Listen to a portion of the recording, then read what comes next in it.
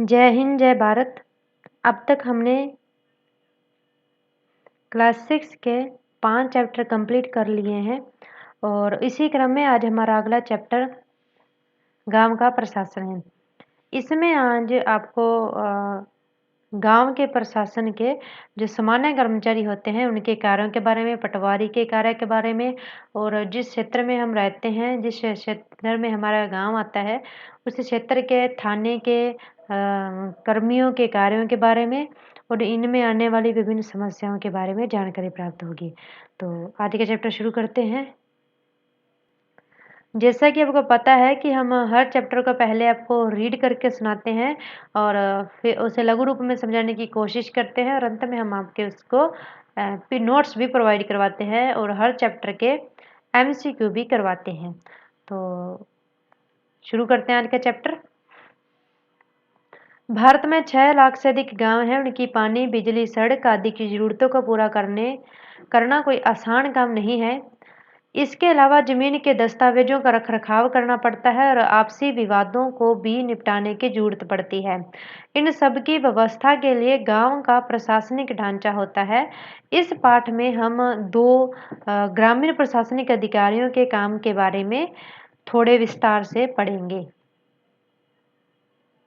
गांव में झगड़ा। अब गांव में कई मामलों को लेकर झगड़ा होता है। इस किताब में जमीन को लेकर झगड़ा हो रहा है। मोहन एक किसान है। उसके परिवार के पास थोड़ी सी खेती हर जमीन है जिस पर वह कई सालों से खेती कर रहा है। उसके खेत से लगा हुआ ही रघु का खेत है। दोनों के खेत एक छोटी सी मेड़ से अलग होते हैं। एक सुबह मोहन ने देखा कि रघु ने मेड़ को थोड़ी आगे बढ़ा लिया था। ऐसा करके उसने मोहन की कुछ जमीन पर अपने खेत में मिला ली थी जहाँ मिला ली और अपने खेत का आकार बढ़ा लिया। मोहन को बहुत गुस्सा आया मगर वह थोड़ा डरा हुआ भी था। रघु के परिवार के पास बहुत जमीन थी और इसके अलावा उसके ताऊ गांव के सरपंच थे। फिर भी मोहन ने हिम्मत जुटाई और रघु के घर पहुंच गया। दोनों के बीच कहासुनी हुई। रघु ने तो मानने से ही इनकार कर दिया कि उसने मेड़ को आगे बढ़ाया था। थोड़ी ही देर में झगड़ा शुरू हो गया। रघु ने अपने एक मजदूर को बुला लिया। रघु जिसने मोहन के खेत की थोड़ी जमीन हड़पी है, जो अपनी मेड़ को मोहन के खेत में बढ़ा लिया है और अपनी जमीन के क्षेत्र को बढ़ाने की कोशिश की है, उसने क्या किया। अभी रघु ने जब मोहन के साथ रघु का झगड़ा हो रहा था तो उसने अपने मजदूर को बुला लिया। रघु ने अपने एक मजदूर को बुला लिया। दोनों मिलकर मोहन पर चिल्ला रहे थे। फिर उन्होंने मोहन को मारना शुरू कर दिया। हो हल्ला सुनकर पड़ोसी बाहर आ गए। उन्होंने देखा कि मोहन की पिटाई हो रही है। बीच बचाव करके उन्होंने मोहन को बचाया। मोहन को सिर पर और हाथ में बहुत चोट आई थी। एक पड़ोसी ने उसकी मरहम पट्टी की। मोहन के एक दोस्त ने, जो गांव के डाकघर में काम करता था, सुझाव दिया कि उन्हें स्थानीय पुलिस थाने में जाकर रपट लिखवानी चाहिए। जबकि कुछ लोग इसके खिलाफ थे। उनको लग रहा था कि बहुत सारा पैसा बर्बाद हो जाएगा और नतीजा कुछ नहीं निकलेगा। कुछ लोगों ने कहा कि रघु के परिवार वाले तो पहले ही पुलिस थाने पहुंच चुके होंगे। काफी विचार विमर्श के बाद अंततः यह तय हुआ कि जिन पड़ोसियों की आंखों के सामने यह घटना हुई थी, मोहन उनको लेकर पुलिस थाने जाएगा। अब पुलिस थाने का क्षेत्र। अब तक मोहन और रघु के बीच में जमीन को लेकर झगड़ा हुआ है और रघु ने मोहन की पिटाई कर दी है और रघु अब पुलिस थाने जा रहा है जिनके सामने उनकी पिटाई हुई है, अपने उन पड़ोसियों को लेकर। अब वो पुलिस थाने में वह पहुंचा है। पुलिस थाने का क्षेत्र। थाने के रास्ते में एक पड़ोसी ने पूछा, क्यों न हम थोड़ा और पैसा करके शहर के बड़े थाने चले। मोहन ने समझाया कि बात पैसे की नहीं है, हम इसी थाने में अपना मामला दर्ज करवा सकते हैं क्योंकि हमारा गांव इसी के कार्य क्षेत्र में आता है। और जो ब्रैकेट में लिखा है ये पढ़ते हैं। हर पुलिस थाने का एक कार्यक्षेत्र होता है जो उसके नियंत्रण में रहता है। लोग उस क्षेत्र में हुई चोरी, दुर्घटना, मारपीट, झगड़े आदि की रपट उसी थाने में लिखवा सकते हैं। यह वहाँ के थानेदार की जिम्मेदारी होती है कि वह लोगों से घटना के बारे में पूछताछ करे, जांच पड़ताल करे और अपने क्षेत्र के अंदर के मामलों पर कार्रवाई करे। तो यह पुलिस जो थाना होता है उस क्षेत्र का, उसका यह काम होता है। अगर अगर आपके घर में चोरी हो जाती है तो आप किस थाने में जाकर अपनी शिकायत दर्ज लिखवाएंगे? अगर हमारे घर में, इसका आंसर यह है कि अगर हमारे घर में चोरी हो जाती है तो हम अपने क्षेत्र में आने वाले थाने में जाकर रिपोर्ट लिखवाएंगे।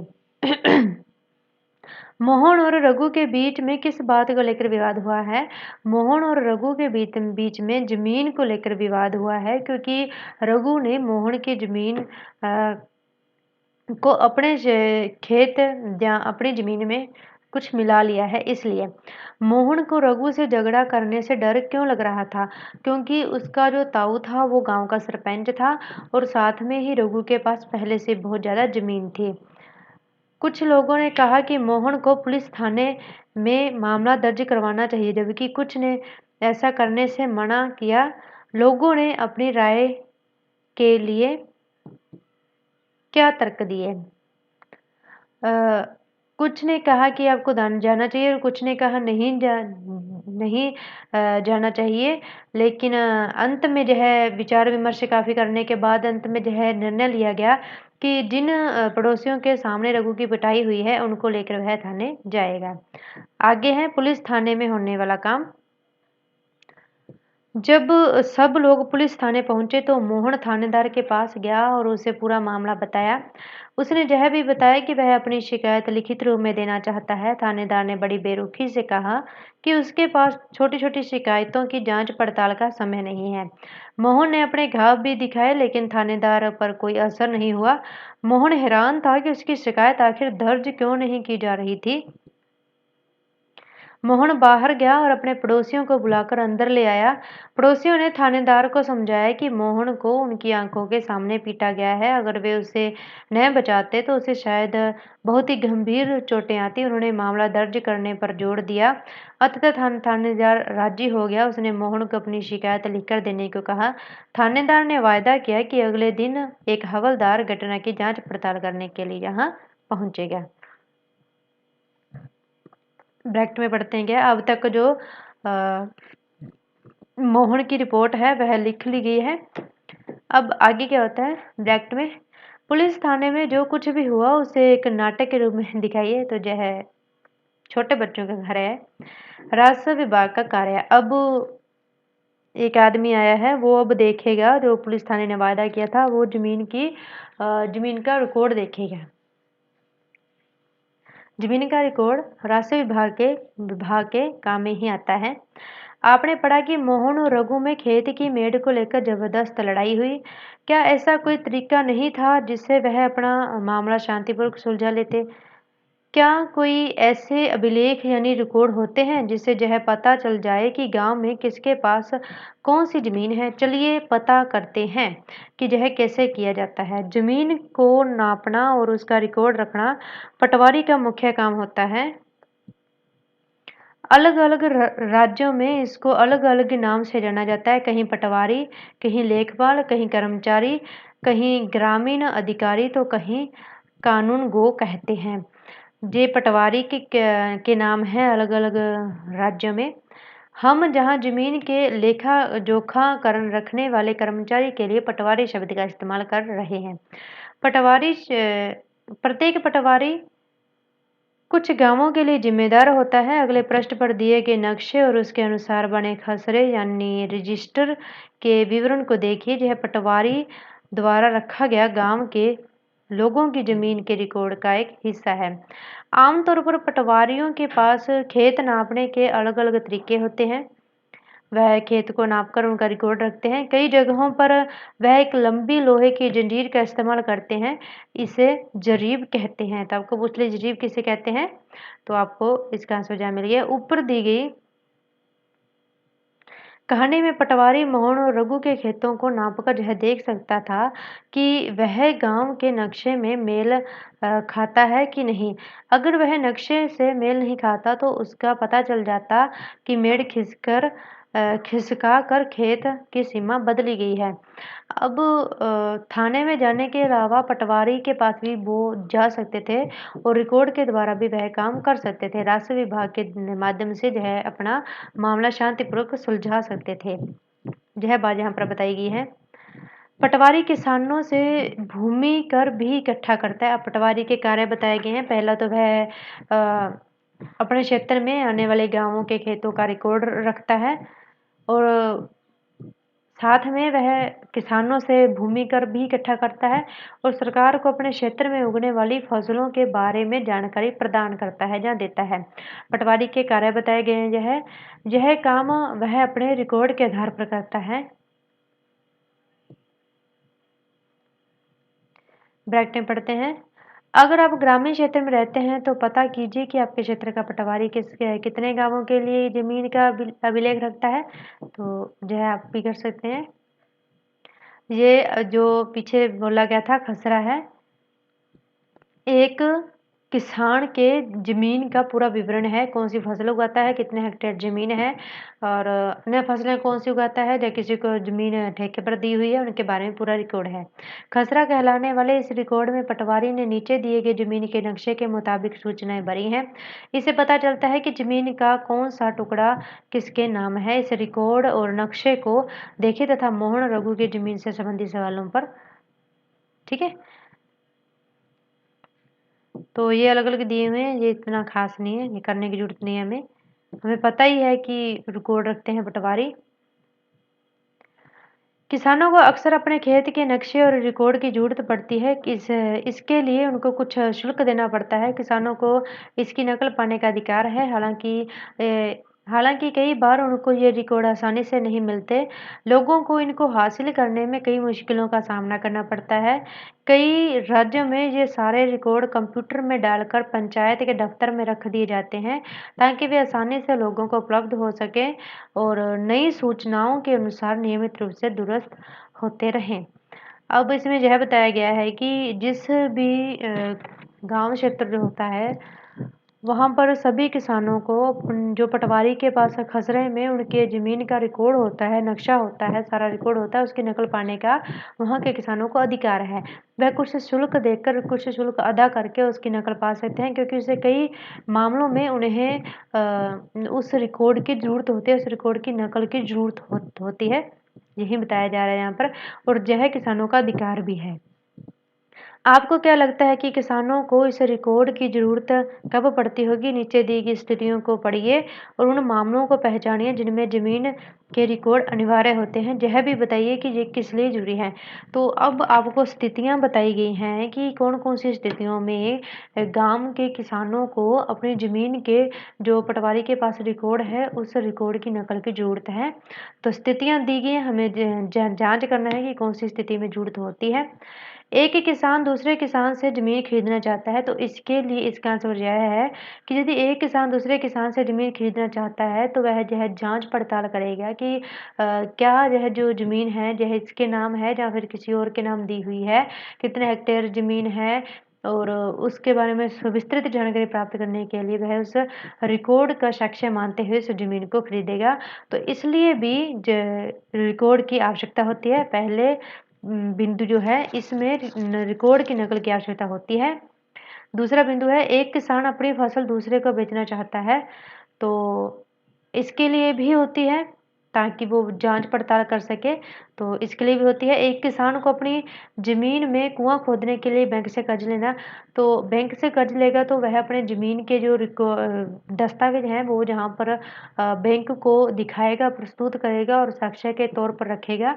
तो इसके लिए भी उन्हें बैंक में देने के लिए दस्तावेजों का साक्ष्य प्रस्तुत करने के लिए भी किसान को ज़मीन के रिकॉर्ड की नकल की आवश्यकता होती है। तीसरा विषय है एक किसान अपने खेतों के लिए खाद खरीदना चाहता है तो इसके लिए नहीं होती है, वह जैसे सीधे खरीद सकता है, खरीद सकता है। इसके लिए किसी विशेष रिकॉर्ड की आवश्यकता नहीं होती। एक किसान अपनी ज़मीन अपने बेटों और बेटियों में बाँटना चाहता है, तो यह तो स्पष्ट ही है कि यदि कोई किसान अपनी ज़मीन अपने बेटे और बेटियों में बाँटना चाहता है, तो उसे रिकॉर्ड की आवश्यकता होगी ताकि वह सुविधानुसार अपने जो ज़मीन है, उसे अपने बेटे और बेटियों में बाँट सके। आगे है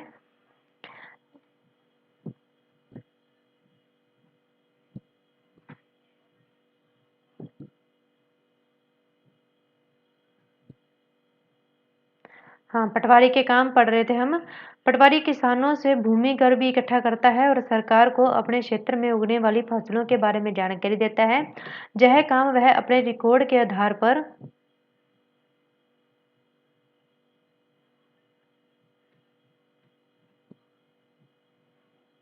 करता है। इसलिए ज़रूरी है कि वह उनको समय-समय पर दुरुस्त करता रहे। रिकॉर्ड को समय-समय पर नया करता रहे। किसान कई बार फसल बदल देते हैं, कुछ और उगाने लगते हैं, जहाँ कोई कहीं कुआँ खोद लेता है। इन सब का हिसाब रखना सरकार के राजस्व विभाग का काम होता है। इस विभाग के वरिष्ठ लोग इस काम का निरीक्षण करते हैं। तो भारत में सभी राज्य जिलों में बँटे हुए हैं। ज़मीन के जमीन से जुड़े हुए मामलों की व्यवस्था के लिए इन जिलों को और भी छोटे खंडों में बांट दिया जाता है। जिले के उपखंडों को कई नामों से जाना जाता है, जैसे तहसील, तालुका आदि। सबसे ऊपर जिलाधिकारी होता है, यानी डीएम, और उसके नीचे तहसीलदार होते हैं। उन्हें विभिन्न मामलों को निपटाना होता है। वे पटवारी के काम का निरीक्षण करते हैं। तो पटवारी के काम का जो निरीक्षण है वो कौन करते हैं? तहसीलदार करते हैं। और ये सुनिश्चित करते हैं कि रिकॉर्ड सही ढंग से रखे जाएं और राजस्व यानी विभिन्न तरह के कर इकट्ठा होता रहे। वे यह भी देखते हैं कि किसानों को अपने रिकॉर्ड की नकल आसानी से मिल जाए। अब किसानों को कई समस्याएं आती हैं। शुल्क अदा करने के बाद भी कई बार उन्हें अपने ज़मीन की रिकॉर्ड की नकल नहीं मिल पाती है, तो आसानी से मिल जाए उन्हें, इसलिए वो इस बात का भी ध्यान रखते हैं किसानों को अपने रिकॉर्ड की नकल आसानी से मिल जाए। वे विद्यार्थियों को जरूरत पड़ने पर जाति प्रमाण पत्र भी प्रदान करते हैं। तो जाति प्रमाण पत्र भी कौन प्रदान करते हैं? तहसीलदार ही प्रदान करते हैं, जारी करते हैं। तहसीलदार के दफ्तर में जमीन से जुड़े विवाद के मामले सुने जाते हैं। तो जमीन से जुड़े जितने भी मामले हैं वो तहसीलदार के दफ्तर में ही सुने जाते हैं। तो आपको तहसीलदार, डीएम और पटवारी, इनके कार्यों, पुलिस थाना आदि के बारे में काफ़ी जानकारी ग्रामीण प्रशासन के बारे में चल गई होगी। अब आगे क्या है, एक नया कानून आया है, हिंदू अधिनियम धारा 2005, इसे पढ़ते हैं। जह बेटों के बराबर बेटियों और माँ को भी जमीन का हिस्सा मिले, उसके संबंधित जो है नया कानून है। जब हम उन किसानों के बारे में सोचते हैं जिनके पास जमीन है, तो आमतौर पर हमारे ध्यान में पुरुष होते हैं। महिलाओं की हैसियत खेतों के काम में एक मददगार भर की मानी जाती है। उनके बारे में जमीन के मालिक के रूप में कभी नहीं सोचा जाता। अभी तक कई राज्यों में हिंदू औरतों को परिवार की जमीन में हिस्सा नहीं मिलता था। पिता की मृत्यु के बाद जमीन बेटों में बांट दी जाती थी। हाल ही में यह कानून बदला गया है। नए कानून के मुताबिक बेटों, बेटियों और उनकी मां को जमीन में बराबर हिस्सा मिलता है। यह कानून सभी राज्यों और केंद्र शासित प्रदेशों में भी लागू होता है। यह नया कानून आया है, इसके मुताबिक बेटों के समान बेटियों और मां को भी जमीन में हिस्सा मिलेगा, जमीन का हिस्सा मिलेगा। और यह कानून राज्यों और सभी केंद्र शासित प्रदेशों यानी पूरे भारत में लागू होता है। इस कानून से बड़ी संख्या में औरतों को फायदा होगा। उदाहरण के लिए सुधा एक खेतीहर परिवार की सबसे बड़ी बेटी है। वह शादीशुदा है और पास के गांव में रहती है। अपने पिता की मृत्यु के बाद सुधा अक्सर खेती के काम में मां का हाथ बटाने आती है। उसकी मां ने पटवारी से कहा कि जमीन पर अब बेटे के साथ साथ उसका और दोनों बेटियों का नाम भी रिकॉर्ड में आ जाए। सुधा की मां बड़े आत्मविश्वास के साथ छोटे बेटे और बेटी की मदद से खेती का काम संभालती है। सुधा भी इसी निश्चितता में जी रही है कि जरूरत पड़ने पर वह अपने हिस्से की जमीन को काम चला सकती है। हम अपने हिस्से की जमीन से ही काम चला सकती है। लेकिन आगे देखते हैं। ये कहते हैं। लेकिन अब यदि यह कानून ना होता तो क्या होता, महिलाओं को इसकी सुविधा ना मिल पाती। सुद्धा और उसकी माँ काम करते हैं, लेकिन फिर भी उनके नाम जमीन ना होती और अकेले बेटे के नाम होती यदि यह बात होती तो। ऊपर एक कविता दी गई है। एक बिटिया की चाह, विरासत में मिला यह घर, पापा को अपने पिता से यही घर मिलेगा। मेरे भैया को मेरे पिता से, पर मैं और मेरी माँ हमारा क्या। बता दिया गया है मुझे, पिता के घर में हिस्से की बात औरतें नहीं किया करती, लेकिन मुझे चाहिए एक घर अपना, बिल्कुल मेरा अपना, नहीं चाहिए दहेज में रेशम और सोना। ये कविता दी गई है। अन्य सार्वजनिक सेवाएँ एक सर्वेक्षण तो इसके अलावा भी हमारे जो ग्रामीण प्रशासन होता है, इसमें पुलिस थाने, वाद विवादों को निपटाने के लिए पुलिस थाना और पटवारी आदि के अलावा और भी सरकारी सेवाएँ होती हैं। इस पाठ में हमने सरकार के कुछ प्रशासनिक कार्यों के बारे में पढ़ा, खासकर ग्रामीण क्षेत्र के संदर्भ में। पहला उदाहरण कानून व्यवस्था बनाए रखने के बारे में था और दूसरा जमीन के अभिलेखों की व्यवस्था के बारे में। पहले मामले में हमने पुलिस की भूमिका का परीक्षण किया और दूसरे में पटवारी की भूमिका का। इनके काम का विभाग के अन्य लोगों द्वारा निरीक्षण किया जाता है, जैसे तहसीलदार के द्वारा, ठीक है, जैसे पुलिस अधीक्षक या तहसीलदार। हमने यह भी देखा कि लोग कैसे इन सुविधाओं का इस्तेमाल करते हैं और उन्हें किस तरह की समस्याएं आती हैं। इन सेवाओं का उपयोग कानूनों के अनुसार होना चाहिए। आपने संभवतः सरकार के अन्य विभागों द्वारा दी गई सार्वजनिक सेवाओं को देखा होगा। अपने गांव या क्षेत्र के लिए दी जा रही सार्वजनिक सेवाओं की एक सूची बनाइए। जैसे कई हमारे गांव में होती हैं सुविधाएं। पहले दुग्ध उत्पादन समिति होती है, राशन की दुकान होती है, डिपो जहाँ से हमें कणक मिलती है, बैंक की सुविधा भी होती है, जैसे कि वर्तमान में नरेंद्र मोदी जी के द्वारा हर गांव में हर जन हर धन खाता है। आज हर जन का खाता है और बैंकों की भी संरचना बहुत ज़्यादा पहले से सुदृढ़ हुई है। पुलिस थाना, बीज और खाद के लिए कृषक समिति, डाक बंगला, आंगनबाड़ी होती है हर गांव में, बालवाड़ी भी होती है, सरकारी स्कूल तो हर गांव में ही है, प्राथमिक स्वास्थ्य केंद्र भी होते हैं, अस्पताल इत्यादि। तो ये भी क्या है, सार्वजनिक सेवाएं हैं स्थानीय स्वशासन में। 3 सार्वजनिक सेवाओं पर जानकारी इकट्ठी कीजिए और अपनी अध्यापिका के साथ चर्चा कीजिए कि इनकी ये नॉर्मल है, ये जरूरी नहीं है। जैसे कोई राशन की दुकान है तो राशन की दुकान पर हम क्या देखते हैं कि वहाँ पर सामान दिया जाता है, जो वहाँ पर कार्ड लेकर आते हैं, पीले रंग का कार्ड लेकर आते हैं उन्हें, और यह 2 या 2 गाँवों के लिए सुविधा हो सकती है। और इस सुविधा का लाभ उठाने के लिए उनको क्या करने की ज़रूरत है, तो उन्हें कार्ड दिखाने की ज़रूरत होती है जो उनके पास होता है। और इस तरह कई समस्याएं भी आती हैं। कई बार हमें डिपो पर हम मिट्टी का तेल और कणक वगैरह समय पर नहीं मिल पाती है, तो इन समस्याओं को सुलझाने के लिए समय पर कणक और मिट्टी का तेल आना चाहिए। तो ये नॉर्मल है, ये आप कर सकते हैं। आगे हम क्वेश्चन आंसर करते हैं। पुलिस का क्या काम होता है? तो पुलिस का कार्य अपने क्षेत्र विशेष में अपने क्षेत्र में आने वाले विवादों को निपटाने का होता है। पटवारी को कोई 2 काम बताइए। तो पटवारी का काम किसानों की जमीन का रिकॉर्ड रखना होता है, किसानों से कर वसूल करना होता है इत्यादि। तहसीलदार का क्या काम होता है? तहसीलदार पटवारी के पटवारी के कार्यों का निरीक्षण करता है और यह देखता है कि क्या जो है काम समय पर हो रहे हैं, और जो है अपने क्षेत्र में आने वाले जो बच्चों को जरूरत पड़ने पर उन्हें जाति प्रमाण पत्र भी जारी करता है। तहसीलदार हमारे, और साथ में तहसीलदार ये भी देखता है कि किसानों को उनके ज़मीन की जो रिकॉर्ड की नकल है वो आसानी से मिल रही है या नहीं। यदि उन्हें समस्याएं आ रही हैं तो क्या समस्याएं आ रही हैं और उनका समाधान कैसे होगा। इस तरह तहसीलदार अपनी महत्वपूर्ण भूमिका निभाता है। एक बिटिया की चाह कविता में किस मुद्दे को उठाने की कोशिश की गई है? क्या आपको जो है मुद्दा महत्वपूर्ण लगता है और क्यों? इसमें बेटों के समान बेटियों और माँ को भी ज़मीन का हिस्सा मिले, इसका जो है मुद्दा उठाया गया है।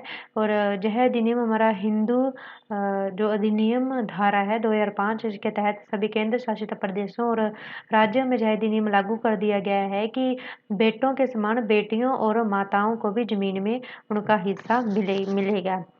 पिछले पाठ में आपने पंचायत के बारे में पढ़ा। पंचायत और पटवारी के काम एक दूसरे से कैसे जुड़ा हुआ होता है। जैसा कि आपको पता है कि पंचायत का काम होता है अपने गांव अपने क्षेत्र विशेष में आने वाले नागरिकों के आर्थिक व सामाजिक आदि कल्याण के लिए योजनाएं लागू करना और उन्हें कार्यान्वित करना। तो इसमें अब जैसे पटवारी का कार्य होता है किसान अपने क्षेत्र या गाँवों में आने वाले किसानों की जमीन का रिकॉर्ड आदि रखना और उनकी समस्याओं को हल करना। तो दोनों के जो कार्य हैं वह एक दूसरे से संबंधित हैं और इस तरह पंचायत और पटवारी के काम एक दूसरे से जुड़े हुए होते हैं ताकि किसानों से संबंधित विवाद पंचायत में भी आते हैं और पटवारी के रिकॉर्ड इत्यादि में भी आते हैं। तो दोनों के काम कार्य एक दूसरे से जुड़े हुए हैं। आगे है किसी पुलिस थाने जाइए और पता कीजिए कि यातायात नियंत्रण अपराध रोकने और कानून व्यवस्था बनाए रखने के लिए पुलिस क्या करती है, खासकर त्योहार सार्वजनिक समारोहों के दौरान। तो जो पुलिस होती है यातायात नियंत्रण रखने के लिए जो है पुलिस यातायात पुलिस को की ड्यूटी लगाती है और उनके नियमों को कार्यान्वित करवाती है पुलिस के माध्यम से। अपराध रोकने के लिए जो है अपने पुलिस थानों में पुलिस जो अपराधियों की फोटो समेत उनका रिकॉर्ड रखती है और समय समय पर कानून व्यवस्था बनाए रखने के लिए गश्त लगाती है और नियंत्रण स्थापित करती है अपने क्षेत्रों में। और खासकर त्योहारों और सार्वजनिक समारोहों पर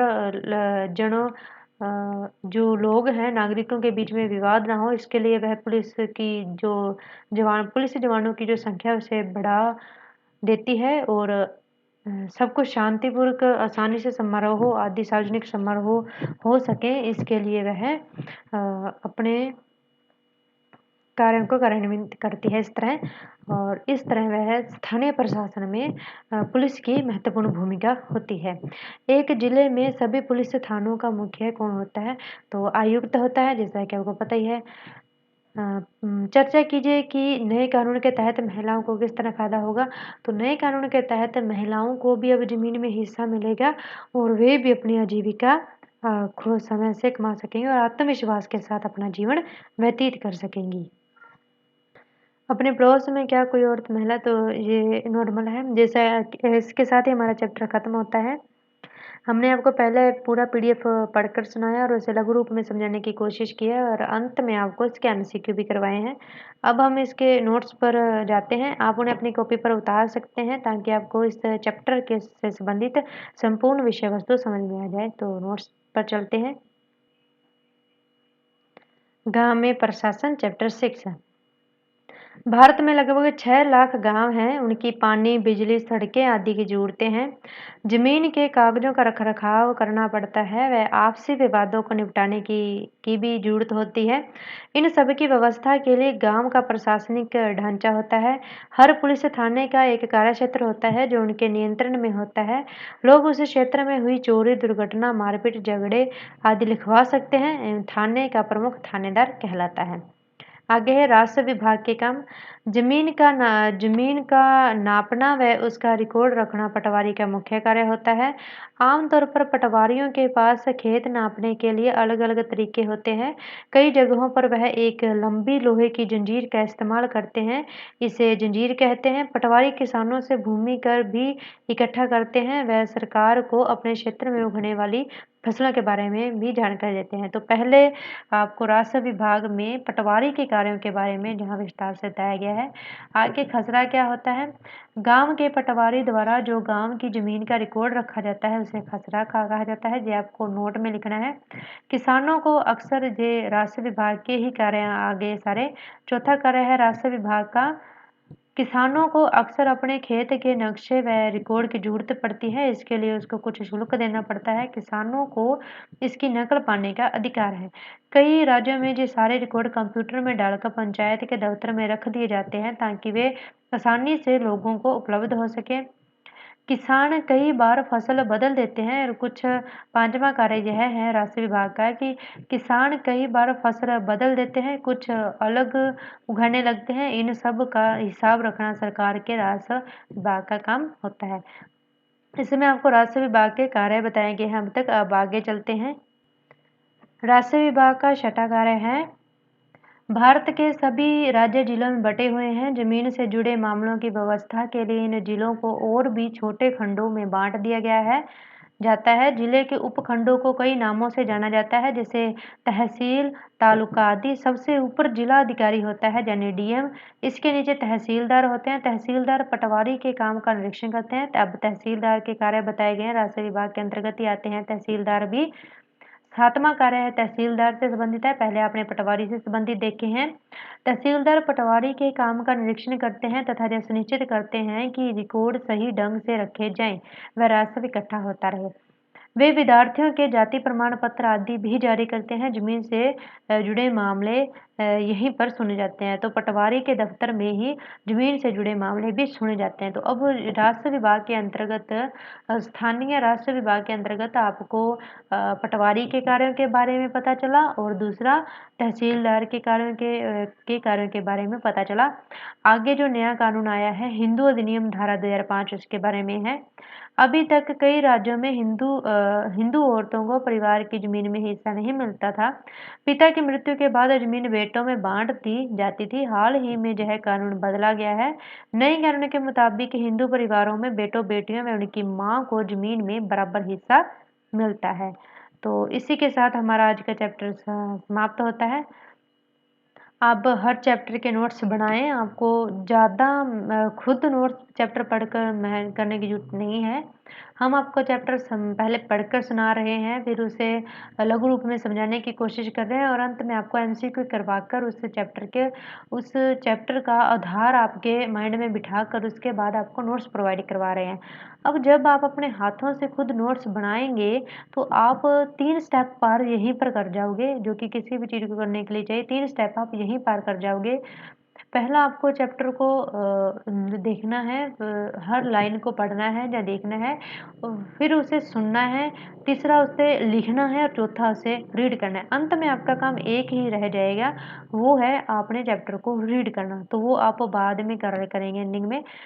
आप इन चीज़ों को अपने दिमाग में बिठाते जाएं और प्रशासन कैसे चल रहा है स्थानीय से लेकर केंद्र तक, इनको अपने दिमाग में एक व्यवस्थित ढंग से व्यवस्थित करते जाएं, ताकि जब आप एम लक्ष्मीकांत पर पहुंचो तो आपको कोई चीज़ समझने के लिए वापस ना भागना पड़े। आप वो आपकी जो एम लक्ष्मीकांत में चैप्टर दिए हुए हैं वो आपको ऑलरेडी होते चले जाएंगे, यदि आप इन चैप्टरों को ध्यान से पढ़ते जाएंगे और इनके नोट्स भी कंप्लीट करते जाएंगे। तो आशा है कि आपको चैप्टर समझ आया होगा। इसी के साथ हमारा आज का चैप्टर खत्म होता है। जय हिंद, जय भारत।